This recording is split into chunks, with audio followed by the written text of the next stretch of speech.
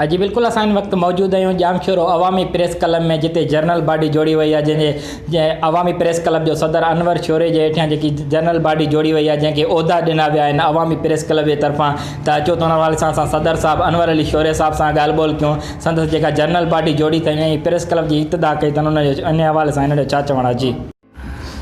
जी तरफ़ कराइजो। अनवर अली शोरो अवामी प्रेस क्लब ॼामशोरो।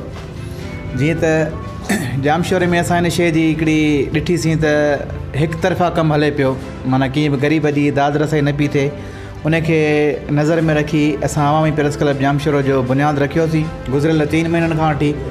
सो अलाह जी महिरबानी सां अॼु असां जेके सुठा दोस्त पाण सां गॾु खयां आहिनि, इन्हनि जो साथ रहियो, ॼामशोरे जे अवाम जो साथ रहियो, त इनशाला हीउ जेको अवामी प्रेस क्लब ॼामशोरो सिर्फ़ु अनवर शोरो जो न आहे, जेको बि मुंहिंजो मेंबर आहे, जेको बि तव्हां ॼामशोरे जो शहरी आहे, अवामी प्रेस क्लब ॼामशोरे जो मालिक आहे।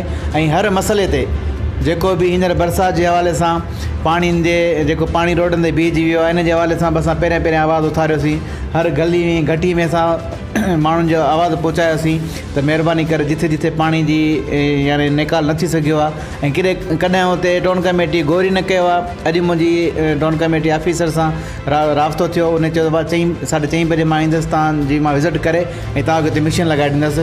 ऐं अलाह साईं ख़ैरु कंदो त असांजो इहो ई आहे मिशन, इहो ई आहे त सिर्फ़ु ग़रीब माण्हुनि सां इंसाफ़ थिए ऐं जेके बेसहारा माण्हुनि जिन जी का पहुच न आहे, अवामी प्रेस क्लब हर जेको बि असां वटि हिते ईंदो असां उन जो आवाज़ु ऐवाननि ताईं पहुचाईंदासीं, आला ऐवाननि ताईं पहुचाईंदासीं।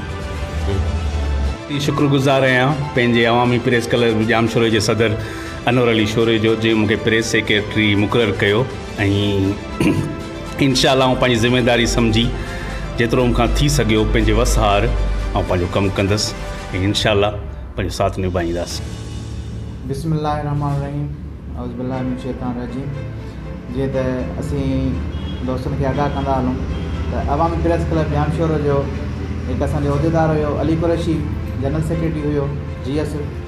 सो उन इस्तीफ़ा ॾेई छॾी। उन खां पोइ वरी जेके असांजा कुझु दोस्त हुया, वरी अॼु उन्हनि जी असां मीटिंग घुराईसीं। मीटिंग जे हवाले सां वरी असां जेके उहिदेदारनि जा जेके उहिदा हुया सो तव्हांखे असां ॿुधाईंदा हलूं त अवामी प्रेस क्लब ॼामशोरो जे लाइ सदारत जे लाइ अनवर अली शोरो, सीनियर नायब सदर आज़ाद हफ़ीज़ बिरोई साहब, नायब सदर जे लाइ मज़हर अली जमाली साहब, जनरल सेक्रेटरी जे लाइ एजाज़ मक्सी साहब, ऐं मुंहिंजो माइट आहे, माइट में थोरो फ़कीर मोहम्मद सलीम जॉइंट सेक्रेटरी, ऐं असांजो पहिरीं प्यारो जेको दोस्त आहे कोटड़ी खां आयल आहे सऊद बिन मजीद, उहो अवामी प्रेस क्लब ॼामशोरो जो आहे प्रेस सेक्रेटरी। ऐं ॿिया जेके असांजा मौजूदु दोस्त आया आहिनि उन्हनि जी वॾी महिरबानी। त दोस्तो अॼु अवामी प्रेस क्लब ॼामशोरो जो उहिदेदारनि जी जेका असां मीटिंग कई आहे पाण में, हुन में सॼो जेको बि तइ कयोसीं त हाणे जेके बि आहिनि, हाणे हिन जी जेका हलफ़ बरदारी थींदी उहो साबिक़ा MPA डॉक्टर सिकंदर शोरो 20 तारीख़ हिन जी हलफ़ बरदारी थींदी। दोस्तनि खे ॿुधाईंदा हलूं असां। उन में असांजो सरदार आहे सरदार मेहराम ख़ान, उहो बि 20 तारीख़ ते अवामी प्रेस क्लब ॼामशोरो ते मौजूदु थींदो। सारी जेका बि संगत आहे उन्हनि खे माना हलफ़दारी थींदी ऐं सॼो जेको बि आहे अलाह ख़ैरु कंदो वरी 20 तारीख़ जे लाइ दोस्तनि खे तकलीफ़ ॾींदासीं। महिरबानी।